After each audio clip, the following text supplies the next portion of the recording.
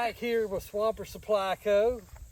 And as an outdoor enthusiast here in the South, I brought a couple of my well-educated buddies so we could talk about everyone's biggest fear. That is venomous snake bites. Yep. So Dr. Shannon McGee here on my left. He not only one of the biggest veterinarians in this part of the country, he's also a herpetologist, and gonna get his feedback and teach us a little thing or two about reptiles.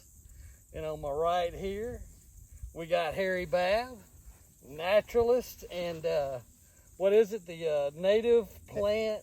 Yeah, do some landscape design. Landscape design. Yeah, works. So he's always in the outdoors, and he is the reason we are here. And tell us, Harry, what brings us to this part of the country? Well, doing along with the landscape design, my other favorite thing to do that I don't make any money doing is canoeing, kayaking, exploring, doing outdoor activities, and looking at these plants that I'm using in all these landscapes I'm designing and doing. So that naturally puts me in the same territory as one of our most misunderstood venomous snakes here in North Mississippi, the Cottonmouth, and being in their territory. I got bit. What are we in? Probably a month ago. Almost two months ago now. And I want to share my experience, and I'm happy to have these guys help, because he was one of the first I called, and I needed somebody who really knew something. I said, Mike, I know you're gonna know somebody who's gotten bit before. Yeah. And he said, I got somebody that you should talk to. Yeah, I never met him before. Dr. Shannon, who's administered some of the antivenom to dogs, but also I knew that he knows a lot about the antivenom, even with people, but what it does and how it works. But before we get into all that, Harry, my first question, and I bet you guys are wondering, what did that snake bite? I mean, what did it feel like? I mean, I've walked through the woods and I've gotten hit by a stick and was like, ooh, was that a snake?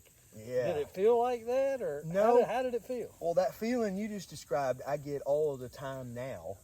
Because anytime they touch you, make you jump. Yeah. I mean, I'm like double taking every time. Yeah.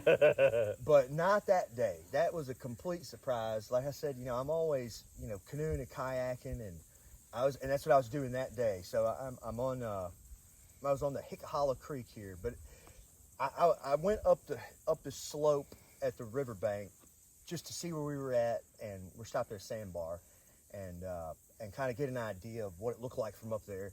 And on the way back down, it tagged me, and I was in some pretty thick brush and didn't know that it tagged me and didn't see it.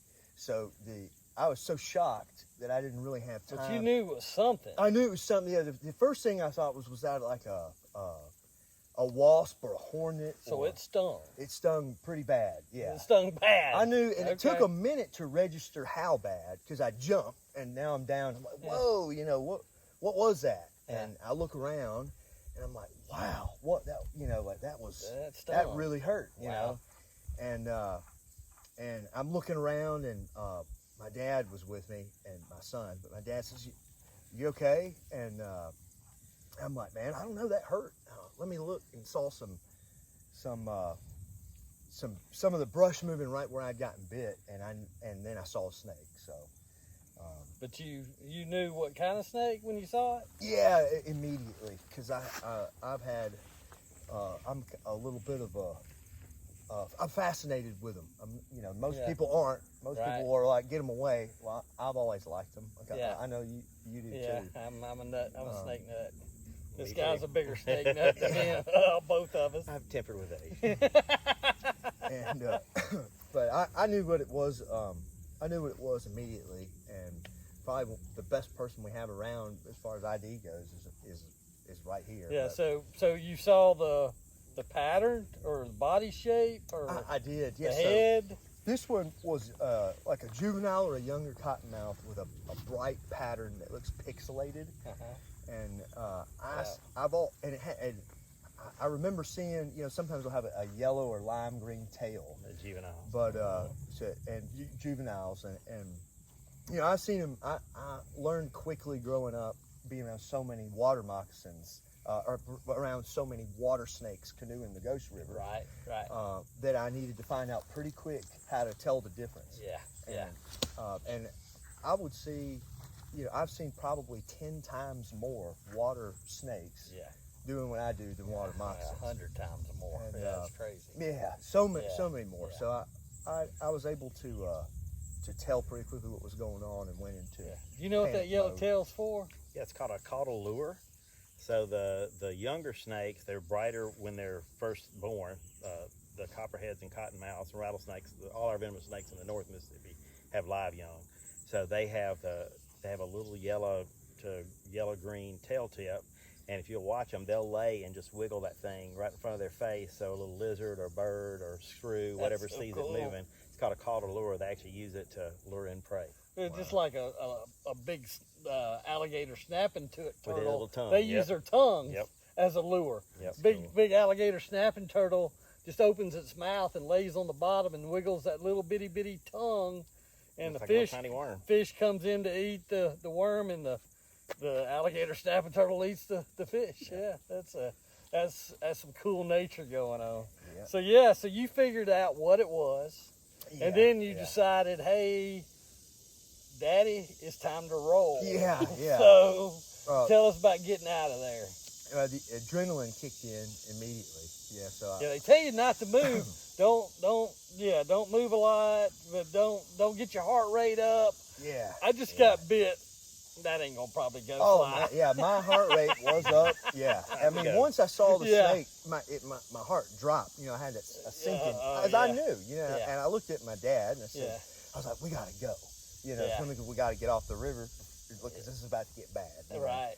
And the bite, I was bleeding at the bite, but not crazy. My feet are wet because I've been in and out of the river. My legs are wet. So I took off running, and then after 3 or 4 steps, realized I can't run. You know, hey dude, chill out. You know, and settle down. So my dad and my son got in one canoe, and I got another one. And fortunately, we could hear traffic where we were at. You know, we'd taken a break at the sandbar.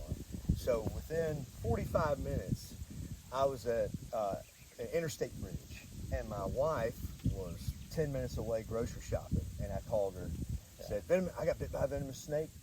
I saw a billboard. You know, there's a billboard. It says, wear your life jacket. I'm talking about Arcabutler Lake. It was like, pull over on the interstate right there. Just pull over, and I'll meet you there as soon as I can. That's awesome. And so far, you know, like I'm starting to get a sense of relief. And I'm wondering how long it's going to be until this bite gets. You know, what's going to happen? And I think that's what you call me. It was like, I want to talk to somebody to know what's going to happen. That was the more concern, and that was the reason we're making this video, is because, well, Harry can tell us what happened.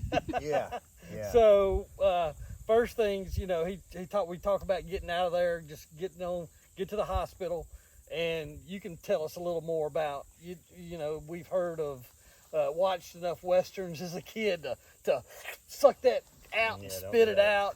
That's not good. That's not. You don't do that. You don't put a tourniquet on. You don't cut it. You don't suck it. Just leave it alone. So tell us a little bit about what that hemotoxin's doing. Why you wouldn't want to put a tourniquet and keep that venom in that one certain area. So the cottonmouth venom has 2 main components. It's got a hemotoxin that breaks down red blood cells, causes a lot of bruising, a lot of bleeding. That way they can track their prey. When they've bitten something, it leaves a nice blood trail.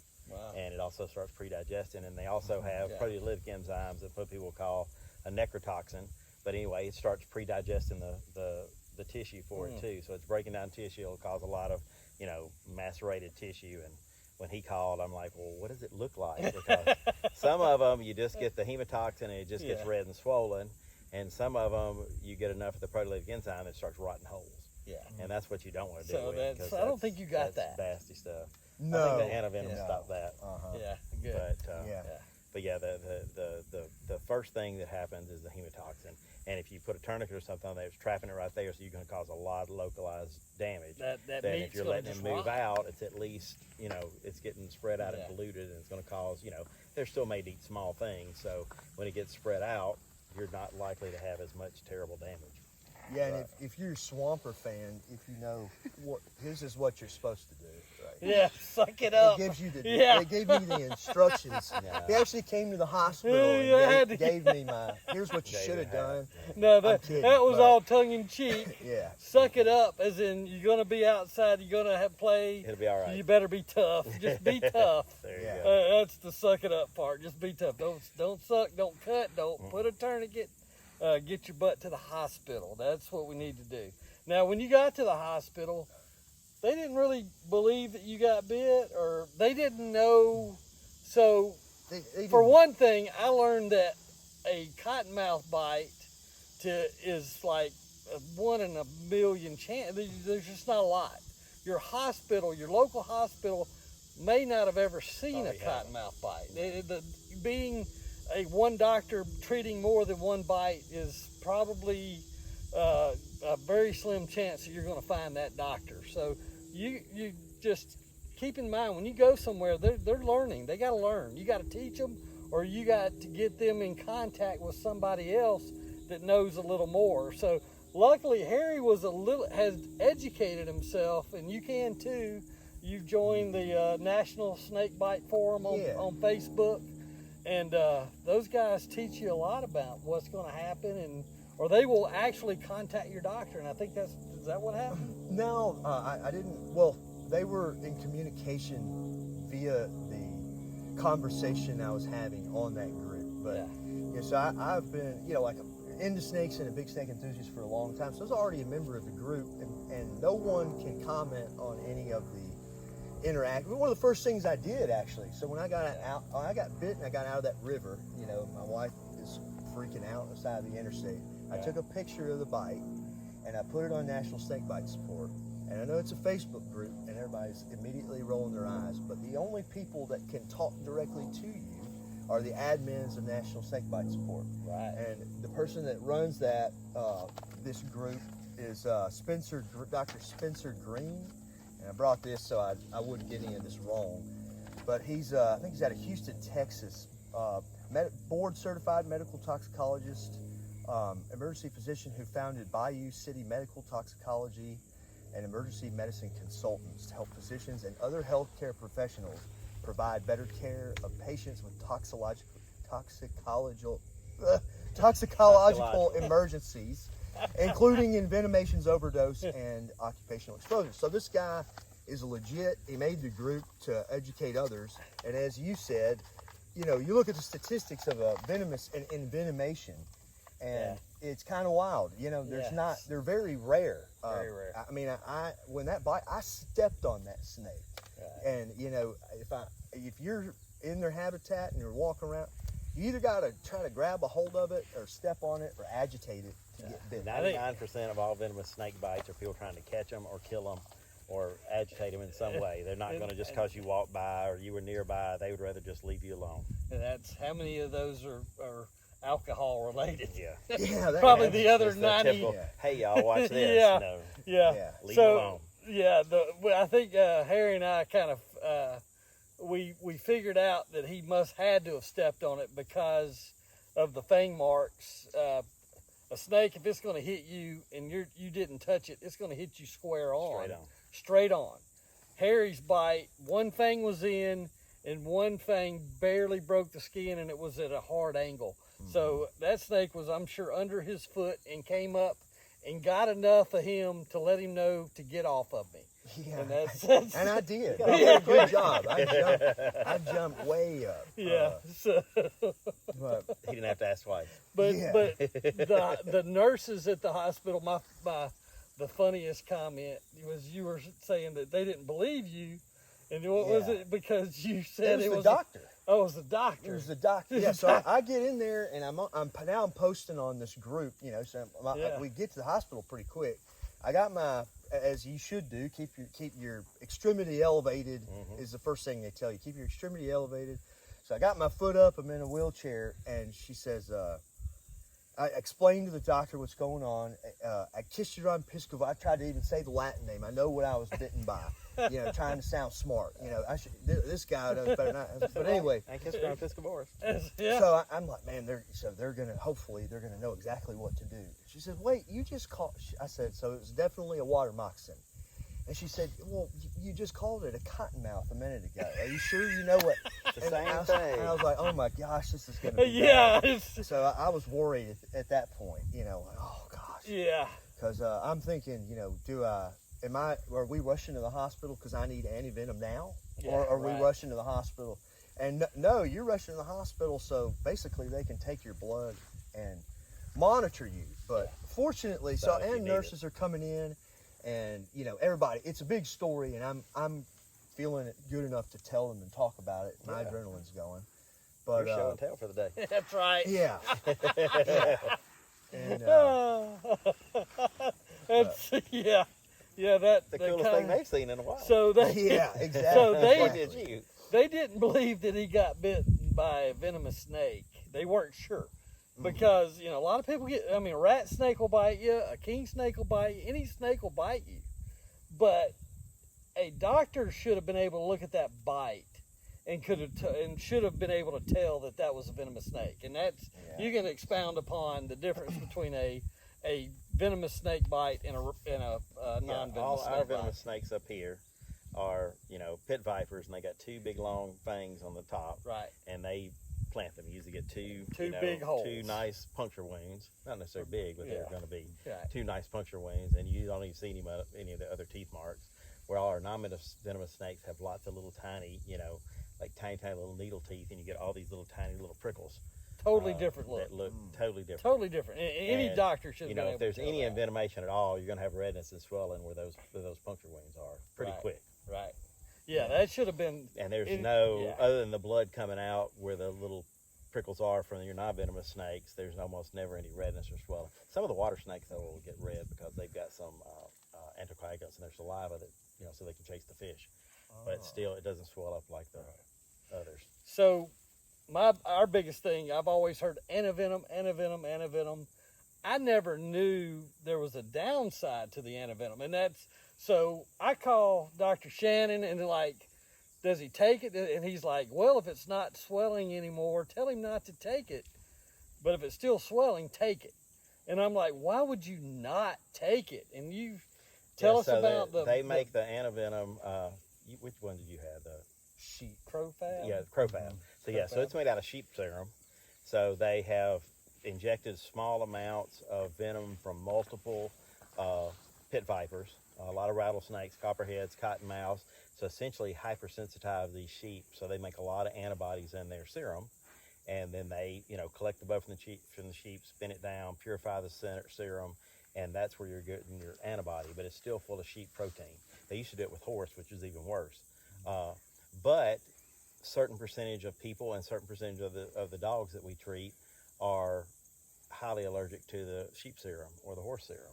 And so then when you give them that, now you give them a big load of IV serum that you're allergic to, and you have anaphylactic shock and die and get serum sickness that you may have heard of. Wow. So it can be Instant be death. worse than the than the bite. So Right. you don't want to just take it willy nilly. You want to make sure, yes, you had a bite, and then secondly, okay, am I actually reacting bad to this bite? So and we do the same with the dogs. If most of the time, steroids or non-steroidal anti-inflammatory drugs, and usually if there's damage with some antibiotics and fluids, and we just watch them. Right. And then unless they get really, start to showing some really severe signs, then we don't add the antibiotic. And it's very expensive also. Yeah. But you have a high risk of having, a high risk, but there is a risk of, I think the stuff I read about 10 to 15%, and that's, 1 out of 10 is going to go anaphylactic shock, and, a third of those are going to die. So that's not much fun. No. And you were worried about the bill. The doctor kind of scared you. That's another thing, and I think maybe, and this would be one of the guys would be perfect to do it, but somebody that knows snakes could trained medical professionals, or just I feel like, and they did a great job at taking care of me. I don't want to sound wrong, but I would have felt a lot more comfortable. No, they were monitoring it closely. The pictures you were sending me, they were marking the swelling line, they were keeping track of it. I got to give them credit for that. Yeah, so they're the way they handled it, which I didn't know how it was going to be handled. This is my first rodeo, so I'm worried. Hopefully last. Yeah, hopefully last. Yeah, for real. And I'm thought we were in a rush because I needed to get antivenom administered quick, right? And I'm communicating with this group, right? And they're giving me a set. They're like, here's what you do. And, I can tell you what they said because this is really valuable information. And if you're a part of this group, you can follow along with any of these bites. And it's pet and human bites that they cover and just kind of help you. And everyone in this group is involved with that Dr. Green. But, so it's too many physicians do not treat with antivenom when they ought to. Some do not treat because they don't understand the indications. So this is what's important if you're in this situation, to make sure that your doctor is aware of. And my doctor was communicating with the state of Mississippi toxicologist called what's the poison control number? Yeah, poison control. I'm hearing somebody talk to toxicologists. It's like going through too many channels. Right. But they're taking my blood. They're doing the right thing. I didn't know. I was like, okay, well, we'll wait and see what happens with this thing. So I'm waiting and watching my leg get big. And I'm wondering, like, what are we going to do? Yeah, why am I here? I mean, thanks for the little morphine injection earlier. Now I'm all loopy and feeling good, but this thing's getting big. But these things you want to look, these indications for antivenom are progressive local injury. Most experts consider swelling that crosses any major joint sufficient justification to treat. And there's on another guideline, significant or oppressive local tissue damage, tenderness, swelling. So that can be interpreted in different ways. Right. But basically, if it's getting bad, do it. Right. And keep swelling. And that was I called you and you told me, tell him if it's not swelling anymore, don't take it. Yep. But if it's still swelling, take it. Yes. Then I was talking to him, like, well, send me those pictures and send me what it looks like in Yeah. 30 minutes. Yeah. Right. And I'm super grateful for these guys because they were the only ones that I mean, everyone else I contacted was ready to hear the story and they were ready to say, oh man, that sucks. Well, call me when you get out. Yeah. And these guys were what do we do? ready What do we to do? help, What do we do? Yeah, it was awesome. But these other signs to look for to treat systemic toxicity, such as hypotension, airway swelling, obviously. So if you're none of these other things were going on with me, and that's why I was not getting it. Dropping the blood pressure. Hematoxicity, including lab abnormalities, which they took my blood. Yeah. And another reason, fear of potential adverse outcomes. In reality, antivenom is very safe in an analysis from 2012. And there again, very safe versus some. Well, but you had a little reaction to that antivenom. I did, yeah. I did. It wasn't just an easy little rodeo there. It was once you expound upon what happened. It did stop the pain and swelling pretty quick. Yeah. It did exactly what it was supposed to do. Yeah. But I do think that this group was very quick to advocate for the administering of antivenom. But I also think people need to know that, hey, like they have epinephrine either in the medication or on hand when they administer it because that's a risk. But if you're having any of those things happening, it's worth taking the risk because it could be worse. So you got to weigh these things out when you're in the hospital. Yeah. And the only way I knew how to weigh them out was calling people that could help. And guys, too, a cottonmouth, copperhead, rattlesnakes, any snake can give you a dry bite. They can bite you, leave the fang marks, come out, and not hardly give you any venom at all. Yep. So just because you got bit does not mean you need to go get antivenom. I mean, it's not true. And I'm a true believer that the same cottonmouth could have given him a much bigger dose of venom, Well, I think it gave you. I don't think it gave you a big dose at all. I think you were very lucky, but gave you enough to take the antivenom. Now you said you started itching. What did it do? So this was 8 hours after the bite that I've been waiting, and I took the advice of my doctor at first, and Dr. Shannon here. You know, I'm thinking, okay, well, I'm gonna wait, which I'm glad I did, but wait and see how bad this thing gets, and remember those. You know, if any of these, I'm watching for any of these things that I just listed off, basically. Yeah. And a lot of time has gone by, and it's getting, basically, so the bite was on my Achilles. Yeah. And it went all the way, you know, so then we see it on my foot, and then we see it up here, and then it's coming, you know, wow, now this is really moving up closer to my knee, and I'm uncomfortable, and I'm really, you know, they're kind of making me think, well, what's your insurance going to cover? It's extremely expensive.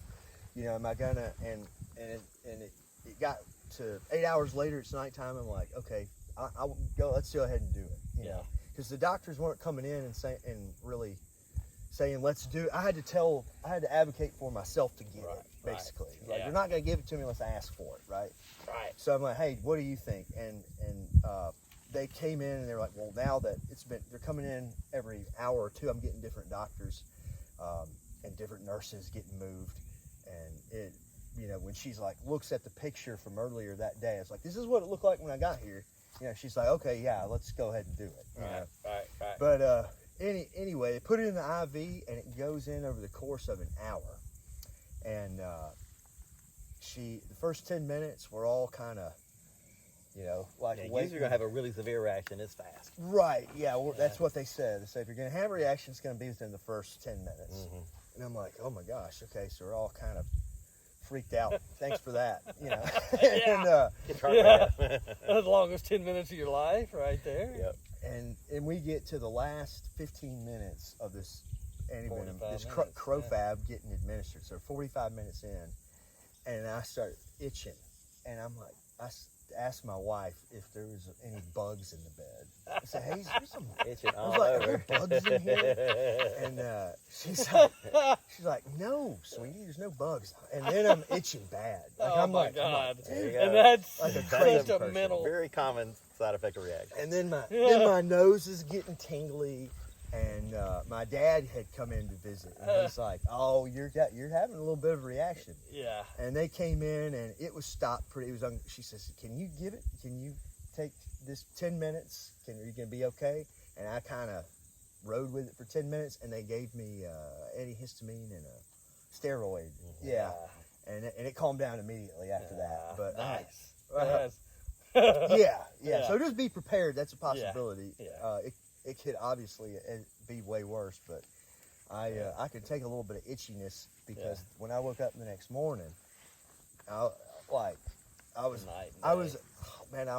worst pain, even worse than the initial bite out of the whole experience was that night. And I couldn't go to bed. And they gave me a bunch of morphine and I passed out. And when I woke up, I was like, wow. You know, that's over. Thank God it's over. Yeah. So that's quite an experience, man. Yeah. That's incredible. Well, tell us. I mean, all that happened. We're deciding it was 2 months ago. Yep. Yeah, 2 months ago. I mean, how long did that bite bother you? I mean, are you still having any effects? Yeah. You saw my goofy Crocs, and although they would have been a style choice. Anyway, but I wear them all the time because regular shoes at the side of the bite rub up and down it and still bother me now. But yeah, it's crazy. 2 months. Yeah, 2 months. 2 months after, and the first, I was hobbling for a while after the site. It definitely. I think something happened. I had some trauma to my Achilles, right? Yeah. And then I could have gotten, it was a little too expensive for me at the time. I could have gotten some physical therapy. Yeah.